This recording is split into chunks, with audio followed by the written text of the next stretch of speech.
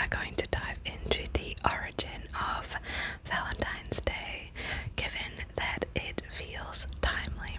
And I was pondering the origin of Valentine's Day this week, and I came across this really interesting article on history.com, so I thought I would share it.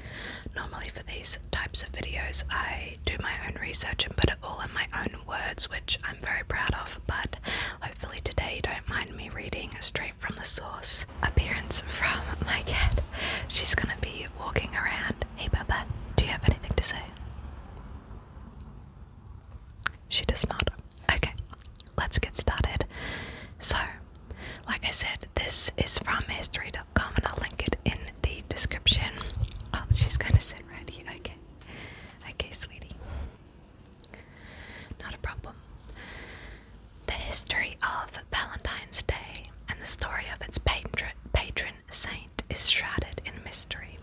We do know that February has long been celebrated as a month of romance, and that Saint Valentine's Day, as we know it today, contains vestiges of both Christian and ancient Roman tradition. But who was Saint Valentine, and how did he become associated with this ancient rite? The Catholic Church recognizes at least 3 different saints named Valentine or Valentinus, all of whom were martyred. One legend contends that Valentine was a priest who served during the 3rd century in Rome. When Emperor Claudius II decided that single men made better soldiers than those with wives and families, he outlawed marriage for young men. Valentine, realizing the injustice of the decree, defied Claudius and continued to perform marriages for young lovers in secret. When Valentine's actions were discovered, Claudius ordered that he be put to death. Still others insist that it was Saint Valentine of Terni, a bishop who was the true namesake of the holiday. He too was beheaded by Claudius II outside Rome. So Claudius is just beheading left and right, I take it. Other stories suggest that Valentine may have been killed for attempting to help Christians escape harsh Roman prisons, where they were often beaten and tortured. According to one legend, an imprisoned Valentine actually sent the first Valentines greeting himself after he fell in love with a young girl, possibly his jailer's daughter. Before his death, it is alleged that he wrote her a letter signed, "From your Valentine," an expression that is still in use today. Although the truth behind the Valentine legends is murky, the stories all emphasize his appeal as a sympathetic, heroic, and most importantly, romantic figure. By the Middle Ages, perhaps thanks to his reputation, Valentine would become one of the most popular saints in England and France. So honestly, I had no idea it went back so far, which is really fascinating to me. I had no idea that its origins lay in the Middle Ages. That's insanity to me. While some believe that Valentine's Day is celebrated in the middle of February to commemorate the anniversary of Valentine's death or burial, which probably occurred around AD 270, others claim that the Christian Church may have decided to place St. Valentine's feast day in the middle of February in an effort to Christianize the pagan celebration of Lupercalia. Apologies if I'm pronouncing that wrong, I probably am. I know that Christians did Christianize a lot of pagan celebrations, and it's why certain Christian celebrations and events are on certain dates, because they essentially just took over the holidays. So that is very interesting. Celebrated at the Ides of February or February 15th, Lupercalia was a fertility festival dedicated to Faunus, the Roman god of agriculture, as well as to the Roman founders Romulus and Remus. To begin the festival, members of the Luperci, an order of Roman priests, would gather at a sacred cave where the infants Romulus and Remus, the founders of Rome, were believed to have been cared for by a she-wolf or luper. The priests would sacrifice a goat for fertility and a dog for purification. They would then strip the goat's hide into strips, dip them into the sacrificial blood, and take to the streets, gently slapping both women and crop fields with the goat hide. Far from being fearful, Roman women welcomed the touch of the hides because it was believed to make them more fertile in the coming year. Later in the day, according to legend, all the young women in the city would place their names in a big urn. The city's bachelors would each choose a name and become paired for the year with his chosen woman. These matches often ended in marriage. Lupercalia survived the initial rise of Christianity, but was outlawed as it was deemed unchristian at the end of the 5th century, when Pope Gelasius declared February 14th Saint Valentine's Day. It was not until much later, however, that the day became definitively associated with love. During the Middle Ages, it was commonly believed in France and England that February 14th was the beginning of birds' mating season, which added to the idea that the middle of Valentine's Day should be a day for romance. I think they mean the middle of February should be a day for romance. The English poet Geoffrey Chaucer was the first to record St. Valentine's Day as a romantic celebration in his 1375 poem Parliament of Fowls, writing, quote, "For this was sent on St. Valentine's Day, when every fowl cometh there to choose his mate."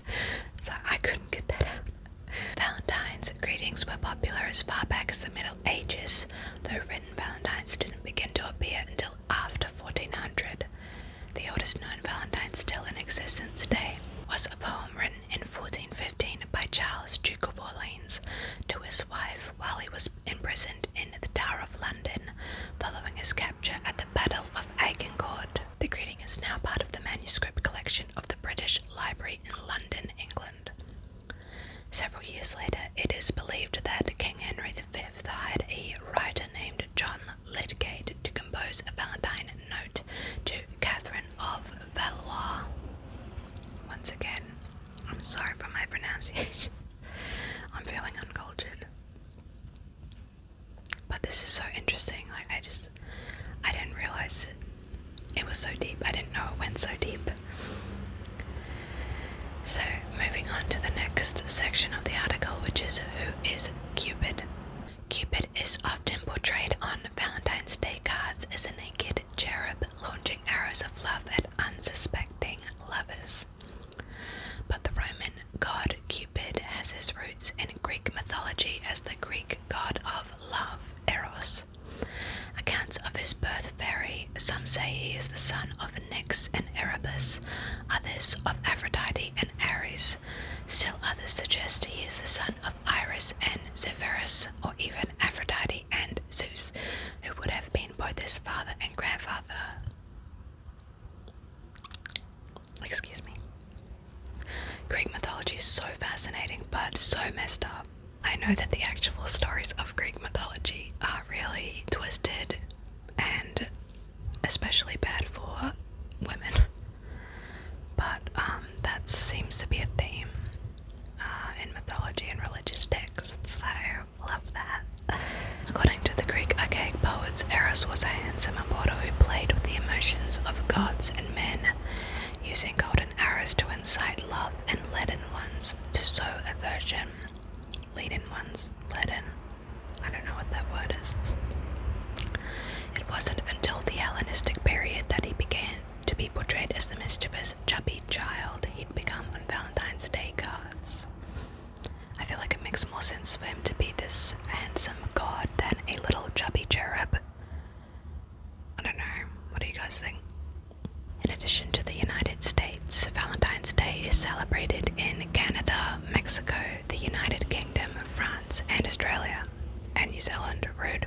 It's probably celebrated in a bunch of other places. To be fair though, in Australia and New Zealand it's not exactly celebrated, it's recognized and noted, and like you might go on a cute date, or each couple has something individual, but as a whole it's not like super celebrated. Valentine's Day began to be popularly celebrated around the 17th century. the middle of the 18th century, it was common for friends and lovers of all social classes to exchange small tokens of affection or handwritten notes, and by 1900, printed cards began to replace written letters due to improvements in printing technology. Ready-made cards were an easy way for people to express their emotions in a time when direct expression of one's feelings was discouraged. Cheaper postage rates also contributed to an increase in the popularity of sending Valentine's Day greetings. Americans probably began exchanging handmade valentines in the early 1700s. In the 1840s, Esther A. Howland began selling the first mass-produced valentines in America. Howland, known as the mother of the Valentine, made elaborate creations with real lace, ribbons, and colorful pictures known as scrap. Today, according to Hallmark, an estimated 145 million Valentine's Day cards are sent each year, making Valentine's Day the second largest card sending holiday of the year after Christmas. And that brings us to the end of the article. I hope you guys found it as interesting as I did. It's fascinating to me that its origins are from so long ago and that they're still shrouded in mystery. Let me know what theory you guys believe or like the best. I think I like the theory that Valentine's was a priest who was marrying young men in secret when it was outlawed for them to be married, due to the emperor thinking that married men didn't make as good soldiers. I kind of like that theory that they were marrying in secret. I think that might be the most popular one as well. I don't know, I had kind of heard of the whole marrying in secret thing, but realistically I wouldn't be surprised if it was coming from a priest, but that we celebrate it in February due to Christians taking over the Roman holidays. So that seems to be a common theme in history.